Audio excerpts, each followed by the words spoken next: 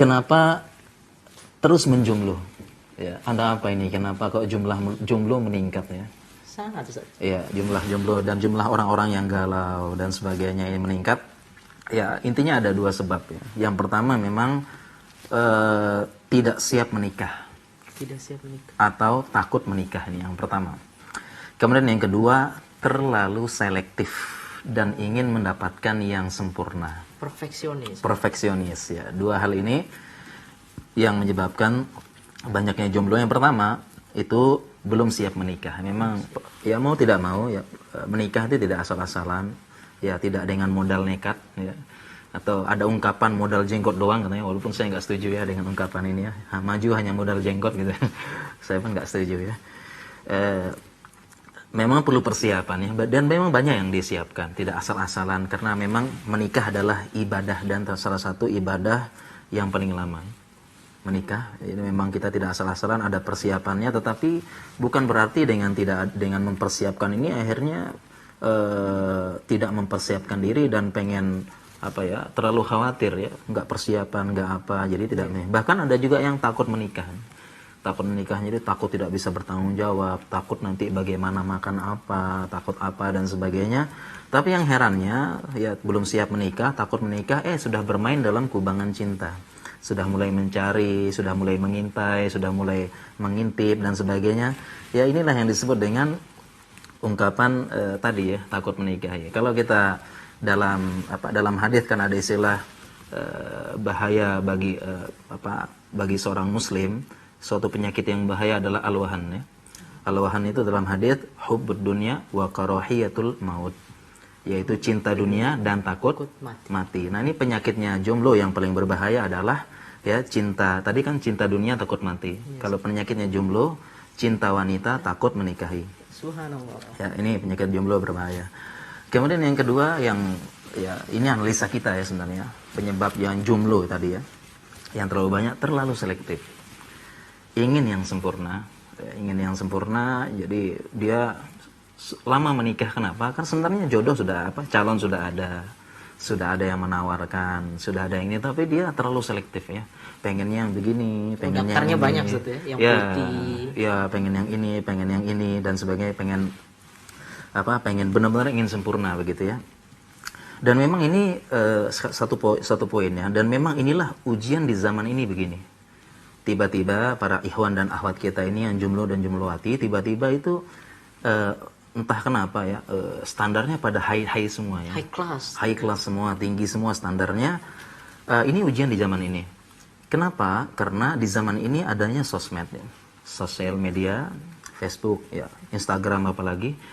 Ya, jadi seseorang itu ya, mereka pilihannya agak banyak. Ya, pilihannya agak banyak ya, tinggal DM, tinggal PM ahwat tersebut, bisa kan ya? Bisa langsung. Tinggal PM Ikhwan, bahkan ada Ikhwan ya, ganteng, kori, ya, pembacaannya bagus ya, suaranya merdu, bikin kelepek-kelepek para ahwatnya. Ahwat tinggal langsung aja, tinggal hubungin. Jadi dengan sosmed sekarang ya, orang tuh pertama dia pilihannya banyak. Ya, baik langsung, baik begini, baik begini. Kemudian yang kedua, dengan adanya sosmed, orang-orang ini terpapar, jomblowati dan jomblowan ini terpapar dengan yang namanya kesempurnaan. Jadi sosok-sosok sempurna muncul, padahal yang di sosmed belum tentu sempurna. Yes. Gitu kan ya. Akhirnya namanya TPTP. Nah, TPTP itu ya ada istilah lain sih, tebar petaka juga. Oh, subhanallah. Ya. Itu bisa juga di sosmed. Jadi terkadang fakta tidak sesuai dengan kenyataan. Dengan apa yang digambarkan di dunia maya tersebut. Jadi seolah-olah ada sosok ini sempurna, sosok ini. Akhirnya dia gabungkan sehingga dia terpapar dengan kesempurnaan. Jadi saya pengen yang seperti itu ya. Jadi ada yang bercita-cita, saya pengen suami misalnya seperti Ustadz Fulan, Masya Allah ya. Sudah followernya banyak, ganteng ya, kemudian ceramahnya menggugah, bagus, menyentuh hati, subhanallah ya. Bahkan untuk yang jadi kedua, yang ketiga, keempat pun saya mau. Subhanallah. Gitu ya, sampai sekarang seperti ini. Ya. Jadi memang terpapar, begitu juga dengan ikhwan. Yang ikhwan ini terpapar dengan kesempurnaan. Saya pengen akhwat yang Masya Allah seperti model jilbab dan cadar. Saya pengen akhwat yang seperti ini kayaknya ya. Kalau walaupun pakai cadar tapi masya Allah matanya lentik, cantik masya Allah. Apalagi nggak pakai cadar ya, model-model jilbab ya.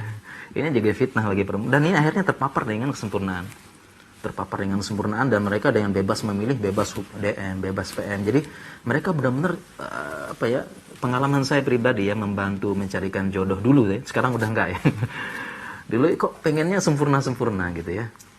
Pengennya sempurna sehingga terkadang kita sudah tawarkan, padahal saya sama istri sudah diskusi, masya Allah ini akhwatnya bagus ya, ini yang paling bagus padahal menurut kita tawarkan pada dia karena kita anggap dia baik, dia masih tolak.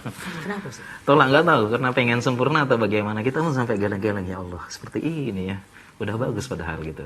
Jadi karena ingin yang sempurna banget ya. Tadi kalau akhwat tadi seperti itu, yang ikhwan sudah terpapar ya.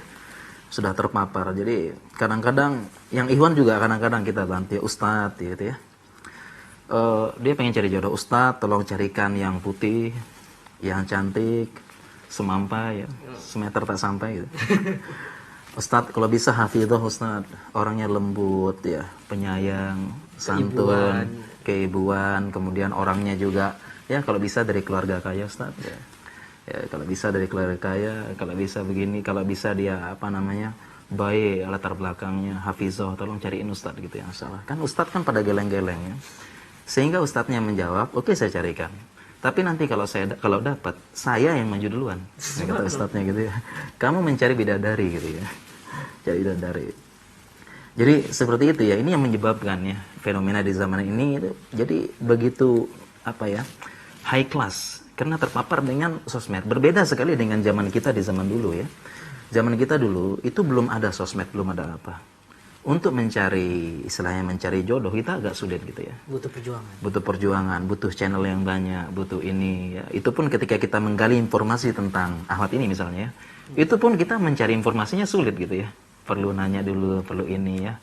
Kita lebih banyak husnuzon, bismillah lah insyaallah ya. Dari testimoni dari beberapa orang yang sikoh terpercaya, bismillah gitu ya. Kalau orang sekarang enggak. Ya ketika ditawarkan akhwat ini, oh dia punya akun ini langsung diserbu. Dia nikah, dilihat, dan sebagainya, dibanding-bandingkan, masya Allah ya. Ini yang menyebabkan yang terlalu selektif dan terlalu ingin yang sempurna. Ini menyebabkan lama ya. Saya dan kita memang ada beberapa orang yang enggak semua sih, ada beberapa orang yang seperti ini gitu ya. Benar-benar lama ya.